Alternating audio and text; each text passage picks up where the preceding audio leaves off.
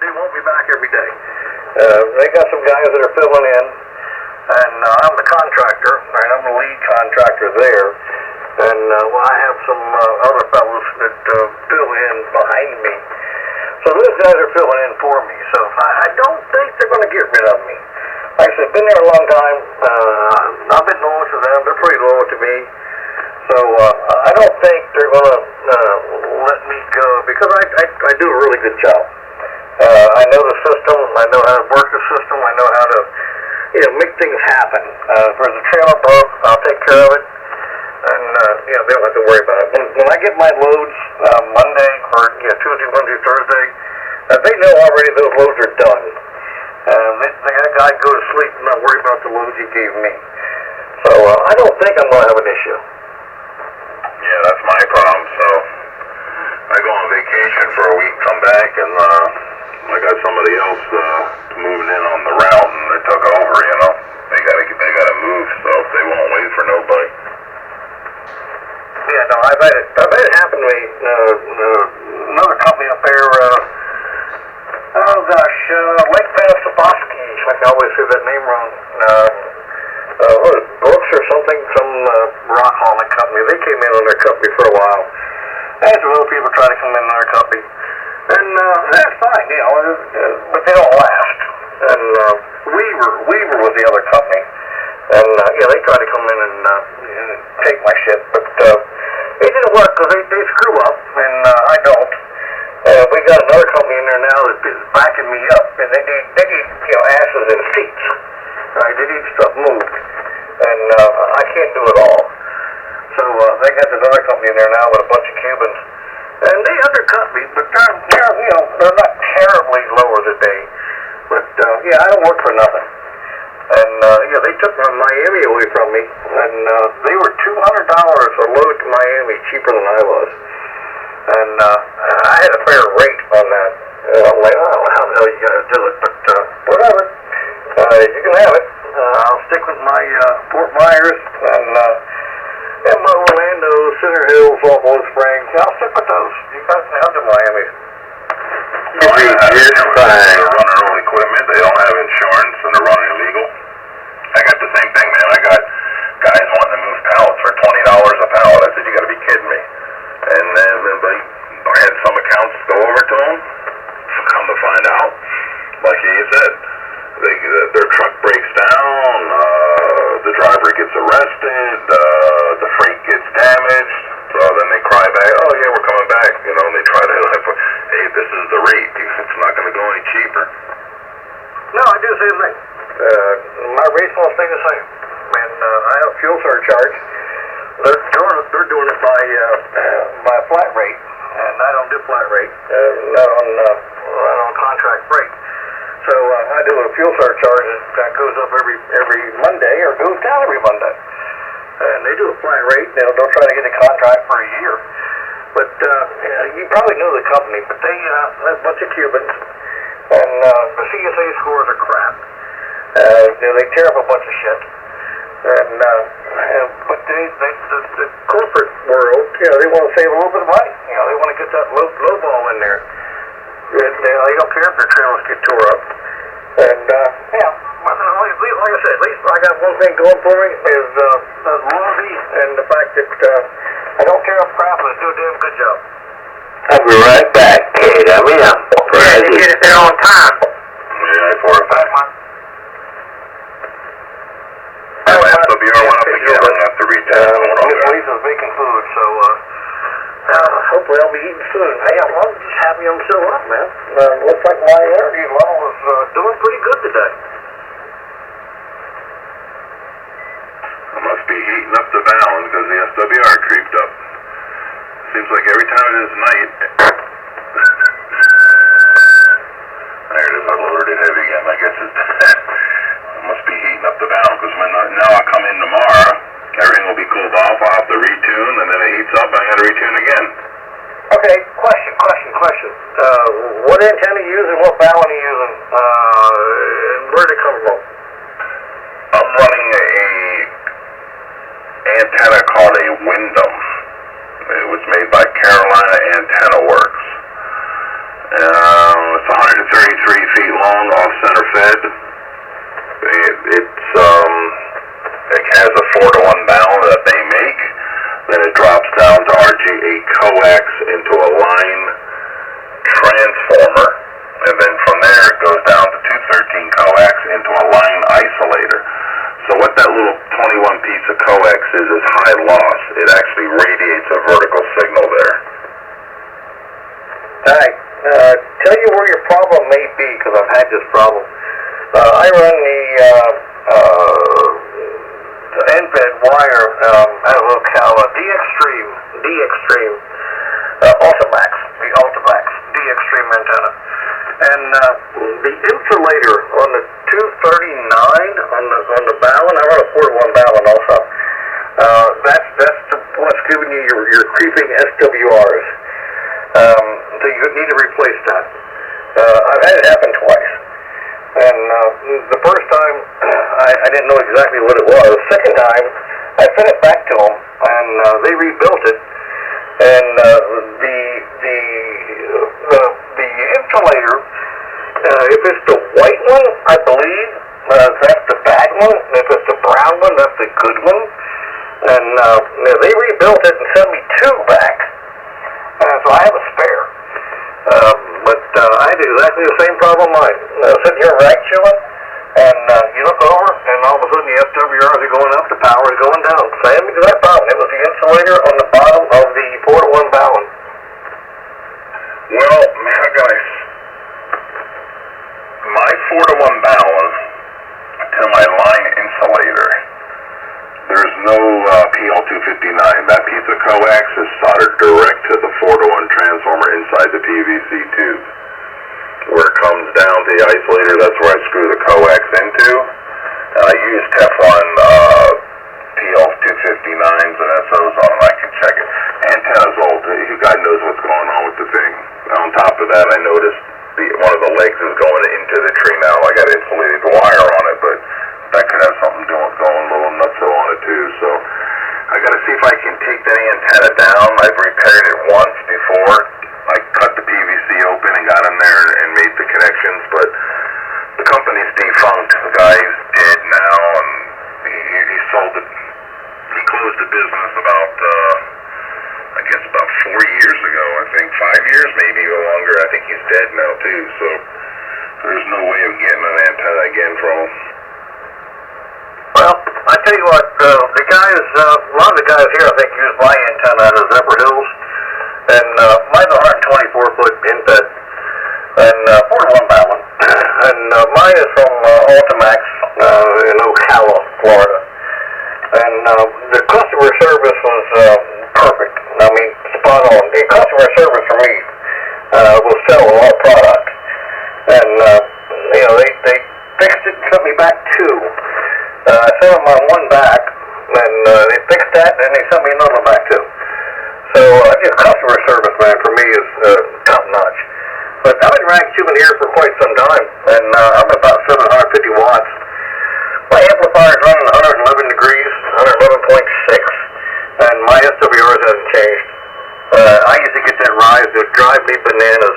And you can chase it. You can chase it with a tuner. Right? And then a couple minutes later, you key back up after you cool down a little bit, and you got to chase it again the other way. So, it used to drive me crazy. Yeah, the antenna's got to be higher. I got like a 3-to-1 SWR on this frequency to start with, because the antenna's a little bit lower. I lost a couple supports, so got to go and just redo the whole antenna if I can. Because the Teflon wire inside the balun was starting to deteriorate, and I scraped it back. I got somewhat of a solder connection on it. It could be there going. And in fact, that's probably what's going on, because I noticed it years ago it was doing it, and I fixed it and cured it. So that's another wintertime project. Rip it down, or go put up my old Wyndham antenna, which is fed with a 4-to-1 balun and lateral line.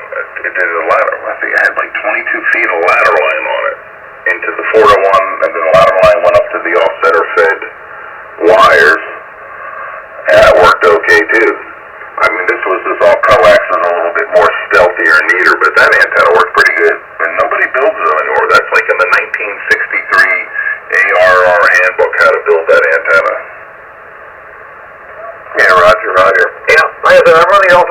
Extreme 124 inset, and I had a ballon on the chimney, which is about 20 feet, and L configuration runs over to a plastic pulley on a tree at the end of the house, and it runs east-west from there out across my pool to a palm tree. And it's been good. Like I said, the only problem I had was that ballon eating up the insulator. And they fixed it and sent me a 1+1. So I give them props. I always like to shout them out because they customer service, like I said, means a hell of a lot to me. And just when I got on now, I haven't had a problem. Like I said, been ragchewing quite a bit. Hitting the mic button lock and just talking my butt off. So yeah, it's been hanging up, working pretty good. So you have a 49-to-1 ballon, not a 4-to-1, a 49-to-1 ballon box, correct? No, I believe it's actually, I know it sounds weird, they call it a transformer. But I believe, if I'm not mistaken, that's a 4-to-1 transformer ballon box. And everybody said it had to be a 9-to-1. But it's not. It's not a 49-to-1 because that would make it a no-tune. I think their antenna for the no-tune is 49. No, if I'm not mistaken, I chased it. It's a 4-to-1. Now, they recommend you run 100 foot of coax, and they don't recommend you use LMR 400 because it's double shielded. So they're using the coax as counterpoise. No, you're correct, because I know Dave and Nick, they're using the 49-to-1 transformer, and they're running 100 foot of coax also. And their SWRs are pretty much manageable everywhere, but that's their setup too. And I think on Dave, his transformer is about 3 feet off the ground on a wooden pole, I think, and then it just runs up out of the top over to insulator and straight, so it's like, comes up as a straight up out and then over as an L. Is that how yours are, like a couple feet off the ground? Well, I started my chimney. Started the chimney of the house. That's where the ballon box is. And then I run coax along the foundation of the house. Run it over and back, over and up to gobble up my 100 foot. And then it goes from there, from my chimney, about 26 feet, I think. I just fell off of it 2 weeks ago. But I didn't count the feet as I was going to the ground. But I'm about 26 feet up, and it runs parallel with my house. It runs south to north, and then hits the plastic pulley, and it runs west to east, and it goes out almost to the lake. It tops out at about 30 feet, I believe. And running across a metal roof and all that kind of stuff. My SWRs right now are 1.3s and 1.5s on sideband, obviously, I'm watching the meter. But I'm manageable under 2. Anything from 10 to 75 meters. With a tuner, I run a Versatuner 3. So right now with the tuner in line, you're 1.3 or no tuner in line? Yeah, right now talking to you, I am 1.3, 1.31, yeah, it's like a CB days, right? 1.3 on the highs right now, and I'm running a tuner, and it runs 750 watts, and that's the Versatuner MFJ Versatuner 3. So the tuner can't get any lower than 1.3, correct? That's about as low as it can get it. I can fiddle. I'm not really a big fiddler, but I can fiddle with it, and I might be able to knock that down a touch. But my numbers I have written down and memorized, so I go to the same numbers every time. When I go to 75 meters, I just switch my numbers, and I'll be close. Same thing when I went from 75 today back over here. 109, 7, and 6, and that puts me right in my line for this one. And then I'll just tweak it a little bit. Yeah, I got a big Nile Viking tuner. I do the same thing. I got a cheat sheet when it has push-in capacitance, and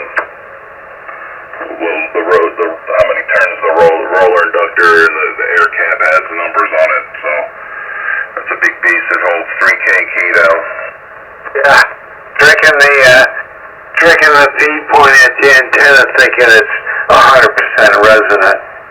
Yeah, but something's going on. I might go back with the old window with the ladder line. Yeah, I run 109 on the ductus. The antenna's at 7. Transmitter's at 5 for over here. But yeah, ductus is 109. I'm a little touch high. I'm like 109.5 right now. But you know, on the roller, you can see right there 109 area. Now, when I go to 75 meters, I'll cut that down to 97 on the inductance. Well, yeah, have to add more, so it'll show less on your meter. Less you're using, more it takes to get on where you're talking. Roger, roger. It's all proportional. I'm surprised you guys are running tuned antennas on account of because you'll have less coax loss. I run an untuned antenna and use a good tuner to put it online. Well, you're using The tuner is the shaft, or is the tuner at the base of the antenna? That makes a big difference. If the tuner's in the shaft, you get all the dielectric loss in the coax. We're not running coax, we're running parallel bound feeder line. Right. Straight out of the back of the tuner, through the shack window, straight to the feed point. Oh, pretty cool. Well, you don't even care what standing wave is at that point. You don't even have any losses. Yeah, this is just an experimental antenna I put up when I moved here a couple months ago. We're just trying this thing out. We're going to switch to 600 ohm. We're waiting on spacers for the wire. And we'll experiment with that. Very cool. Yeah, I was going to run ladder line here as well, but I've got no way of getting it in and out of the house. And I've got a 3-to-1 tuner that's built into the amplifier. So I'm pretty much stuck with a run of coax. It's about a 45-foot run of coax, so it's not terrible. No, it's easy to bring in the house because they put a 4-to-1 balun right outside your window and bring coax into the tuner. You know, as long as it's under 4 or 5 feet, you're good. Yeah, I'm running a 49 to 1 balun. I get on the outside now. It's so much easier. But I come out of the back of the tuner. And the grease up. And I run down along the foundation of my house. And I'll go, out to the north, because I got to gobble up all that coax, right? And because the chimney's right here beside of me. And so I run it all the way to the foundation, turn it around, run it all the way back to the foundation up to the balun. And the balun, like I said, is 26 feet on the chimney. And then mine screws in with a 259 into a 239. And the wire comes out of the balun from there. So I'm a little bit different than your ladder line guys. Yeah, I know. He's using the same thing the guys in there. He's using a 49-to-1 too. He's using that transformer. He's using an end-fed. Yeah, Tom, I'm just using a 4-to-1. A 4-to-1 balun in the tuner. And just one roller inductor and one capacitor. So it's L-shaped. All right, yeah, that'll work, I guess. Yeah, that's how it would work. Yeah, like I said, never tried it that way.